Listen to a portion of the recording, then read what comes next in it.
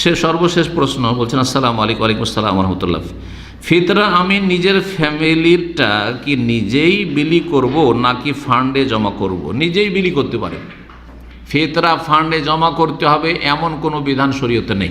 তবে যদি করে ফান্ডে যে যৌথভাবে একসাথে জমা করে আমরা বেশি বেশি দিতে পারবো, এতে গরিবদের বেশি ফায়দা হবে এই উদ্দেশ্যে, তাতে যদি লাভ বেশি দেখে তাহলে করতে পারে, ফান্ডেও জমা করতে পারি। তবে যার কাছে জমা করবে সে যেন আমানতদার বিশ্বস্ত হয়, সে যেন মেরে না খায়। আমরা দেখেছি আমাদের দেশের সর্দারগুলিকে, ইল্লা মাশাল্লাহ অধিকাংশই প্রথম যখন এসেছে ফিতরা নেওয়ার জন্য গরিবরা, ঈদের দিন চলে এসে ঈদের পরের দিন, আরে ঈদ হয়েছে আর বেরিয়ে গেছে চাইতে, 2-4 দিন পরে আসতে হয় না, কথা বলছেন। আর যখন চার দিন পর যাচ্ছে তখন বলছে এত দেরি করে এসে তোমার জন্য কি বসে আছি নাকি, আমি কি বেতন খাই যে তোমার জন্য বসে থাকবো? আমি ঈদের দিন থেকে লেগেছি, 2-3 দিন আমি বেতন শেষ করে দিয়েছি, নাই কিছু নেই। বুঝতে পারলেন কথা? প্রথম দিকে এত তাড়াতাড়ি কেন? আর যদি দেরি করে আসে তো বলছে এত দেরি করে এসে পাওয়া যায়, সব শেষ। এরা খেয়ানতকারী। অনেকে ভাগ বসিয়ে দেয়, বলছে 8 ভাগের 1 ভাগ আমার, সর্দারদের না, হারাম। তুমি নিজের সংসারের কাজ করছো 24 ঘন্টা, তার মধ্যে কিছু সময় ফকির আসলে একটু দিয়ে দিলে অতি 8 ভাগের 1 ভাগে নিয়ে নেবে না, তাহলে তোমাকে ডিউটি করতে হবে বসে।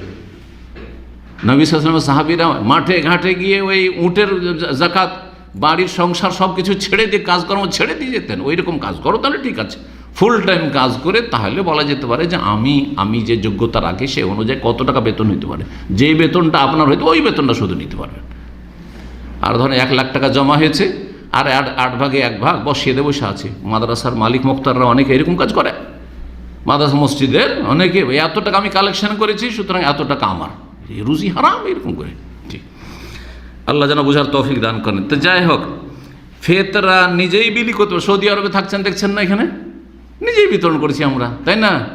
এই আপনারাই দেশে গিয়ে কিন্তু সর্দার আর মণ্ডল মাতবরের কাছে জমা করছিলেন, আর এখানে এসে নিজেই ফিতরা দিচ্ছেন। তাহলে বোঝা গেল যে সৌদি আরব হচ্ছে ইসলামের দেশ, নবী সাল্লাল্লাহু আলাইহি ওয়াসাল্লামের দেশ, মক্কা মদিনার দেশে এখানে আসলটা আছে না, ওই দেশে আসলটা আছে, কিন্তু কিছু সুবিধাবাদী আছে আলেম সমাজ, বলবে না না না আমাদের কাছে জমা করতে হবে, কারণ তাহলে বেশিটা রাখবে ওরা আর বাকিটা অল্প কিছু দান করবে, সেই জন্য।